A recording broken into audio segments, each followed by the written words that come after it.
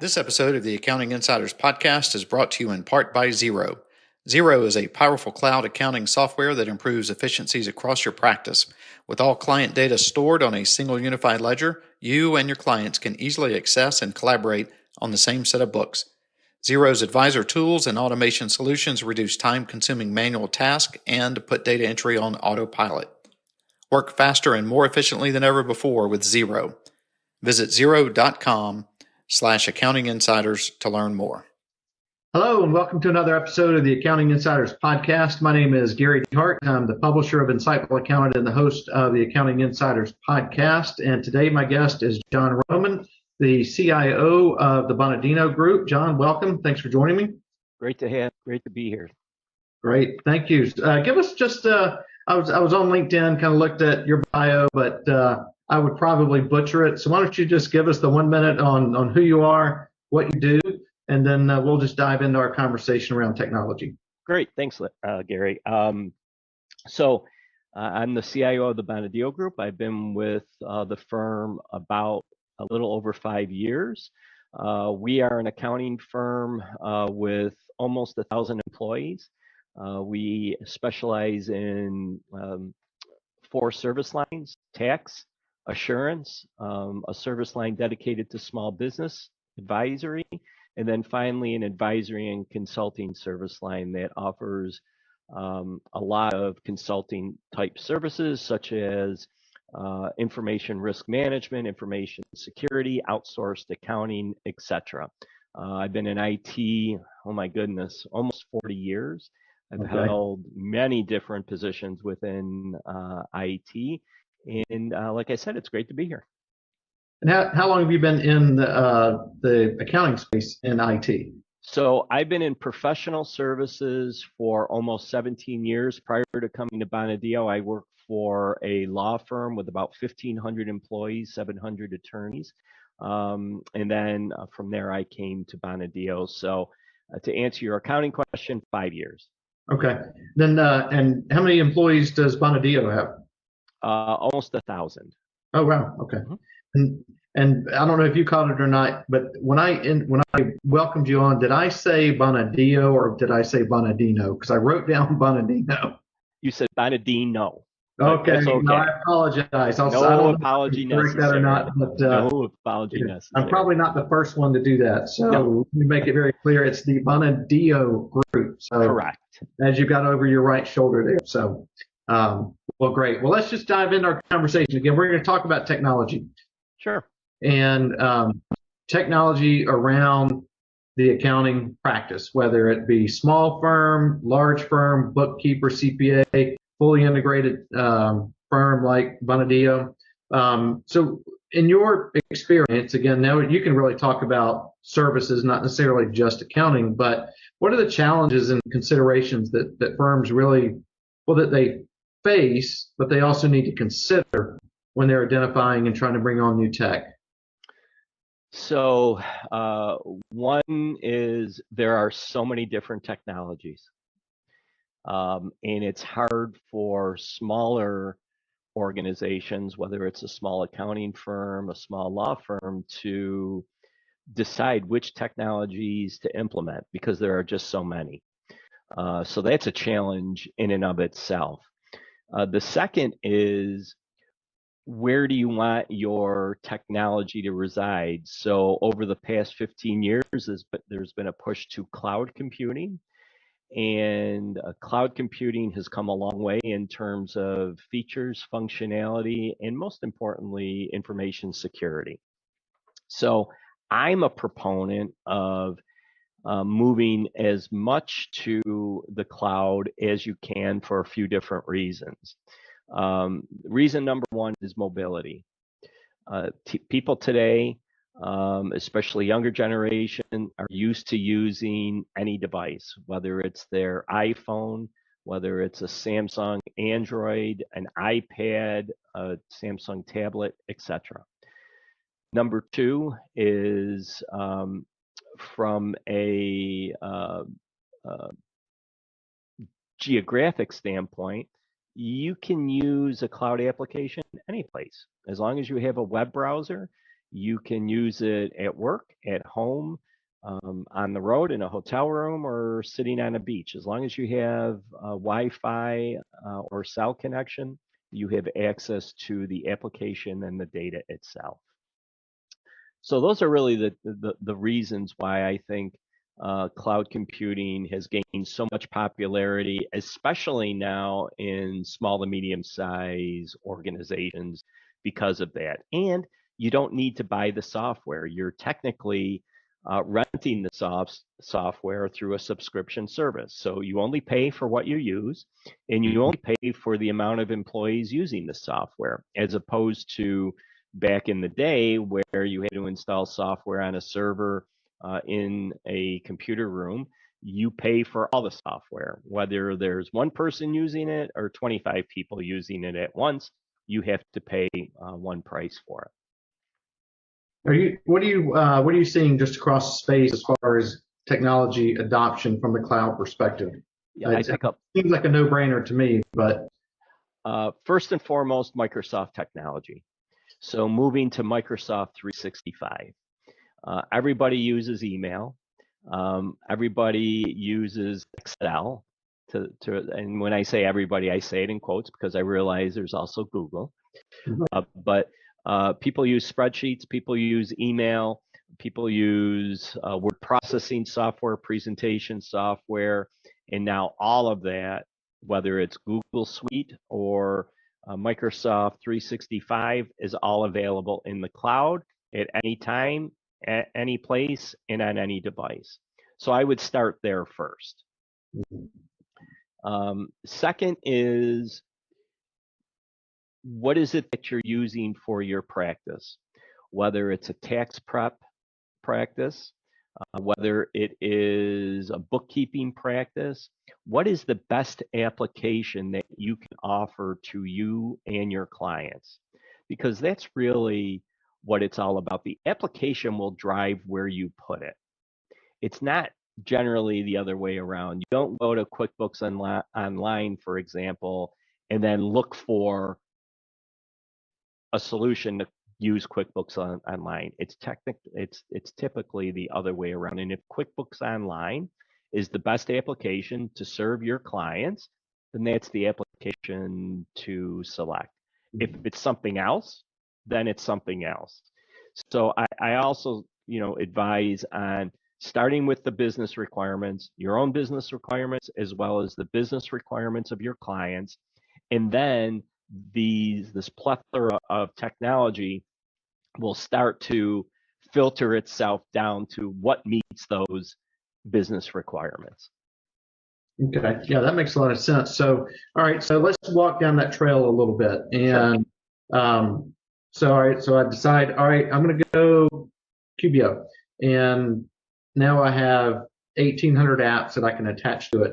So, what are some of the pitfalls, and how do I avoid them of identifying what new tech to bring on? And you touched on it a little bit, but how do I best identify what new tech to bring on and in the order in which to bring it? In terms of after QuickBooks Online, or in addition to, or integrated with QuickBooks Online? I would say I was kind of throwing that one out there as an example. Right? Okay. I decide, hey, all right, so we're going to be a QBO firm. Gotcha. And so Sure. everybody has to buy into that, but now I have these 1,800 apps that can attach to it, or whatever the count is today. Right.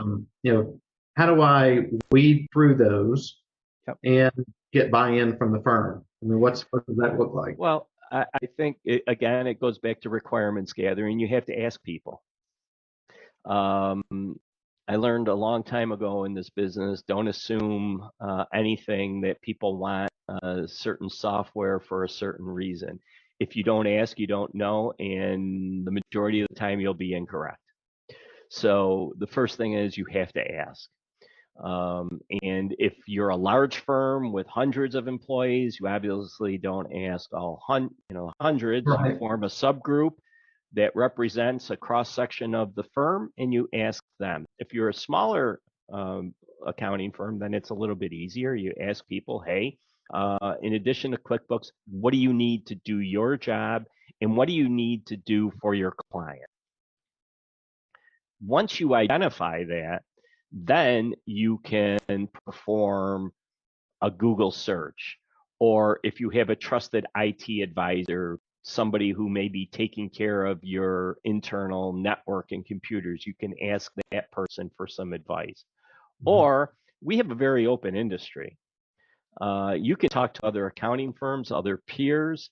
I do it quite often. My peers at other accounting firms do it quite often, and ask them and leverage those resources as well.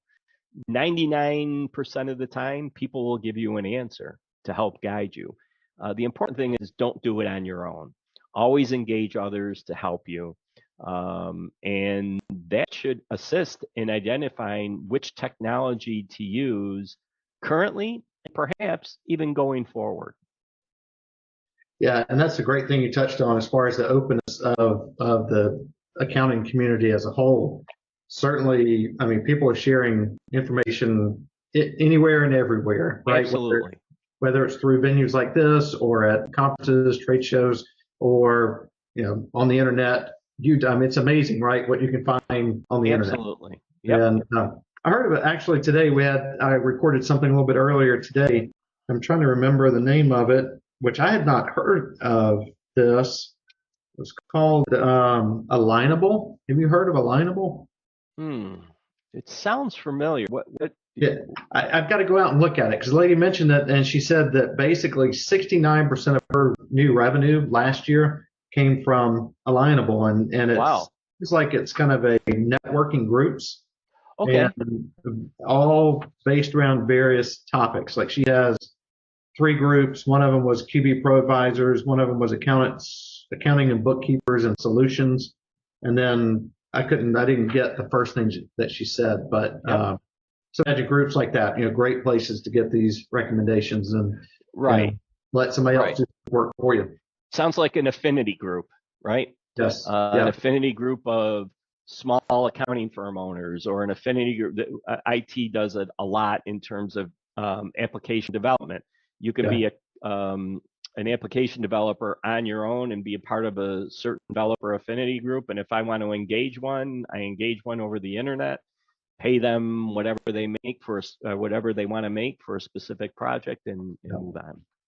Okay. So what about firm resistance, and what do you see as the biggest resistance that firms face when they're onboarding new tech? I think the biggest type of resistance is, I don't know how to use it. Or another one is, I've been doing something the same way every day the past 25 years. Why should I be doing something different, right? And to address the first question, how do I use it? That's where training comes in. And again, training today is a lot different than training was 15 years ago. You can take training over YouTube. You can take training via LinkedIn Learning. There are tons of web-based training or web-based how-tos. How do I create a pivot table? So you don't have to go through all of Excel training to learn how to use a pivot table. You can go to YouTube, search how to create a pivot table, and you have a 5-minute video of how to create a pivot table. Right. So I think training in familiarity with the technology, and not being afraid to break something, because there's I throughout my career, I've always said that there's nothing you can break that I can't fix. Right. So don't be afraid to try it. And then number 2, to kind of address hey, I've been doing this for 25 years, it's been working great for me. Now, why do I have to change? Probably because the rest of your firm is changing.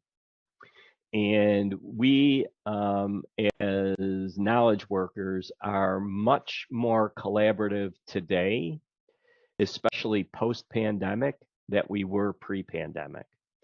And some of our younger accountants and staff, choose to use technology in different ways. And in order for you, as somebody that's always done something the same way every day for the past 25 years, wants to engage another resource for whatever reason, you're going to have to use the technology that they're used to using and they've been trained on, and that your firm, regardless of size, has adopted. And I Right. think once you put it that way, most folks are totally open. And once they use it a few times, whatever their technology is, what they tend to say is, I don't know why what I've done without this the past, Right. 5 years or what have you. Yeah. So that's generally the response that you get afterwards is, oh my gosh, I can't live without it anymore. Yeah. I'm still trying to get in the habit of using voice to text on a regular basis. Right. And Yeah. and when I do use it, I'm like, why don't I use this every single time I send text? Me too. That's a perfect example. It's like Perfect it's example. right there. It's a great tool. No, well, there might be typos, but not as many as if I'm typing it. Absolutely. So And just a lot faster. right. So staying on the training side, what do you see? And I'm sure you're in touch with a lot of tech vendors, I would imagine. What do you see the tech vendors bringing to the table on training? Are they involved deeply in that process, like you onboard technology into the firm? Yeah, I think it depends on the technology, number one. Some will include training as part of that technology. Some will offer training as an add-on for an additional fee. And then some will say, we don't provide training, but here are our preferred training providers, Okay. whoever those preferred training providers are. Okay. Most, however, will offer, regardless of what I just explained, most offer some level of free training. And most of it is, let me show you the features and functions of what this can do. Anything more than that then would require some other in-depth training. And that training is also broken down between technical training and then training for the end user themselves. So technical training being, if you have to hire an administrator, if you have to have somebody that's going to support that specific piece of software, that's different training than somebody who's going to use it. Somebody who's going to use it to prepare taxes, somebody who's going to use it to keep a client's books, somebody who's going to use it to pay bills on behalf of the client, etc. Right. Okay. So let's talk about the tech stack and burnout, or better yet, avoiding burnout, right? Yeah. Because we deal with it all day in our personal lives, we deal with it all day in our professional lives. We can't get away from technology. So how do how do firms handle that? How do you deal with avoiding burnout? Oh, and too many, and sorry, just tie that into with too many technologies, because Sure. and I'll use us as an example. We're not an accounting firm, we're a media, and we use a suite called Zoho One. I don't know if you know that, Yep. but it's a amazingly powerful set of tools, and if you know how to use them, and we know how to use we know how to use 3 or 4 of the 40 apps or whatever the number is, Right. And the thought of trying to learn the next 36 apps, again, I don't know the number exactly, but is overwhelming to me. So, how do firms avoid getting into that kind of issue? Yeah, I think there's a couple different answers. First of all, we'll take Microsoft Office. We probably only use on a daily basis 10% of the functionality that's built into Microsoft products, whether it's Word, Excel, PowerPoint, what have you, right? And if you want to learn how to use an additional 5%, then you go off and learn how to use the additional 5%. You may not force all of your employees to learn how to use the additional 5%. So I think that helps. I think let the person make the decision of how much more they need to use, because maybe their job is going to require them to use that much more. That's number one. Number two, we all need to take a break from technology, and sometimes it's something that you just have to do. Nobody is going to force you to do it. If, for example, we are fortunate enough to get the week of 4th of July off as a firm. We have been pretty good at people not using email that entire week, not sending emails and not responding to emails. Nice. I received 0 emails from my colleagues that whole week. Now, I received emails from other companies, spam, etc. Got it. But internally, we made a decision that that week should be a tech-free week, at least as it relates to Bonadio technology. Don't check your email. Nothing is that important. We notified our clients that we will be off, and it works great. I know of other firms that have something similar. They turn email off. So they kind of force people to take a break from technology. But I think at the end of the day, we have to know that it's time. Your weekend is yours. Time is too precious. You don't need to look at your phone every 2 seconds for an email. You don't need to work constantly. And you should take a break from that. The challenge is we're surrounded by technology today. I read the newspaper on my iPad. I use technology for many different non-work related things. So it's very difficult not to use technology because the ubiquity and the technology that's just available to us in our work and personal lives. So I think it's hard, and we need to force ourselves to take a break. Yeah, you have to be very strategic in making that happen. And I'm constantly talking to I have 2 sons, 21 and 18 now, but I'm like, guys, just got to stop. Got to put it down. Right. Away. Right. And at dinner, we have a rule. Of course, my kids are older, but no technology at dinner. If we do it today, our kids are older. My son is 35, my daughter's 30. When we all go out to dinner, there's no phones at dinner. Yeah. We're here, be present. Right? So, nothing is that important. So we're taking our youngest to college tomorrow. Oh, so congratulations. And his brother's already there. He went on, we took him on Sunday. And so he and I went fishing yesterday with a buddy of his, who was the fish whisperer. His buddy is, his kid's insane. But so we're fishing, and we did the same thing last week too, which was great. We had a great time both times. And but I would look over at my son, and he's on his phone. And I'm like, we're all in individual kayaks. I'm like, right, what are you doing? Yeah, I'm like, if you would cast as many times as your buddy Drew, you might catch as many fish as he does. Right. And he's like, oh, well, I'm posting the picture of the last thing that I caught. I'm like, oh, okay, but that doesn't take 10 minutes. It's like, just be. And it can also wait. Yeah, it can wait. Yeah, heaven forbid. Yeah. Right. So in the here and now. But let's pivot over to the tech stack itself. So there's, I don't know how many you would know, like in Bonadio, how many pieces of technology, and I guess I'm talking about software, not hardware. How many pieces of technology do you guys have in your firm? Like how many? Oh my goodness.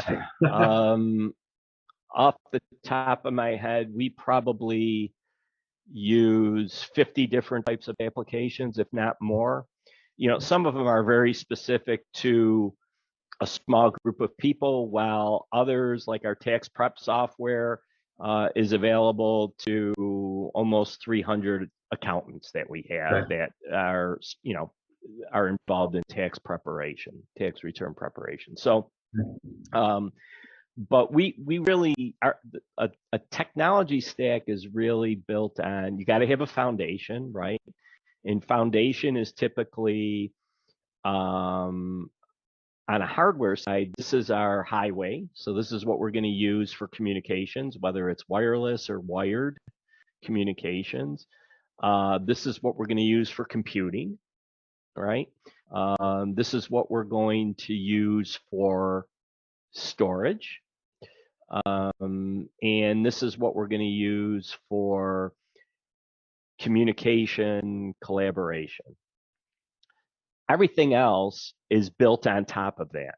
Your applications are built on top of that because your applications require the highway, they require that communication, they require the computing, whether that computing is cloud computing, computing that's on a server in your data center, as well as mobile computing. So mobile computing being laptops, tablets, iPhones, Androids, etc.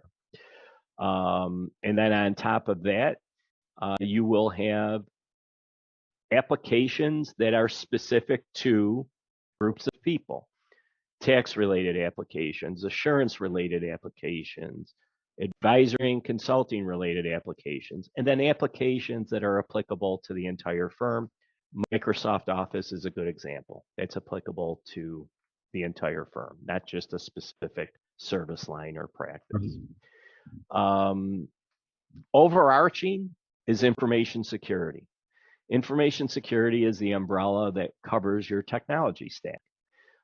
Because everything today, whether you're a sole practitioner or an accounting firm with 5,000 employees, information security has got to play a role in not only protecting your own data, but your client's data as well.